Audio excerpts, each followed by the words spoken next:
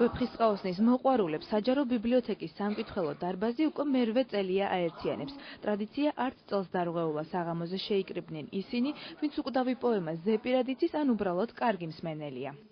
დაახლოებით 2 წელი დამჭირდა, მაგრამ აი ვერ ვიტყვი რომ თავიდან ბოლომდე ვიცი, მაგრამ ვიცი ძალიან ბევრი ნაწყვეტი როგორც ქართულად, ასევე რუსულ ენებზე გონებაში ვიმეორებ.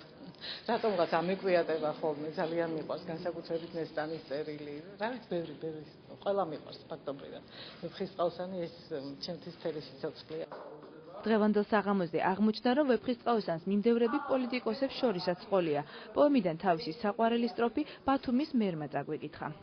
მოლხენის დროსაც კი ყველა სადღეგრძელოს თითქმის რუსთაველის სტრიქონებით ვამთავრებდი და განსაკუთრებით აი მაშინდელი ასაკიდან გამომდინარე, მაინც სიყვარულსაც უკავშირდება მიჯნურობა სხვა რა, არ სიძვისა და სადარ იგი სხვა, სიძვა სხვა, შოუზის დიდი მზღვარი, ნურვინ გარევთ ერთმანეთს და გესმართ ჩემი ნაობარი.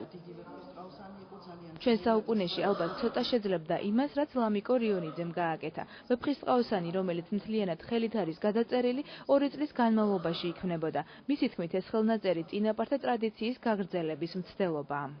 მზითვად გაყოლების ტრადიცია, ეს ტრადიცია საკმაოდ მივიწყებული იყო. და შევეცადე რომ გამეცოცხლებინა ძალიან შრომატევადი იყო, მაგრამ ძალიან კმაყოფილი ვარ ბოლოს როცა და უკვე დაიწერა და დაკაბადონდა და შეიქმნა უკვე საოცარი საჩუქარი მიიღო ჩემმა ქალიშვილმა ჩემგან. ვეფხისტყაოსანი გახდა შთაგონების წყარო მაკა ჩიკაშუასთვისაც. პოემაში აღწერილი ფერებისა და პერსონაჟების ჩაცმულობის მიხედვით დიზაინის ფაკულტეტის მაგისტრმა ქსოვილების ესკიზები შექმნა. როდესაც ავთანდილი წავიდა 3 წლით და დააგვიანდა დაბრუნება, როცა შემოვიდა მის სამეფოში, მწვანეთ შემოსული დახვდა ხალხი, ანუ გლოვის ნიშნად და მარადიულობის ნიშნად ეცვათ ეს ფერი და სწორედ ამ ეპიზოდმა რაღაცნაირად ამ ეპიზოდის შემდეგ გადავწყვეტე, რომ რაღაცა ესეთი ფერი, მწვანე ფერით შემექმნა ეს ორნამენტები. ის, ვინც პოეზიის დღევანდელი საღამოს უშუალო მონაწილე ვერ გახდა, სპეციალურად ამ დღისთვის ვიდეო მიმართვა გამოაგზავნა.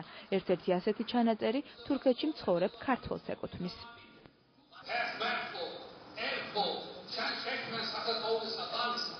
შენ დამიფარე ზვაგაც და გულმარკესა დამისა მომეც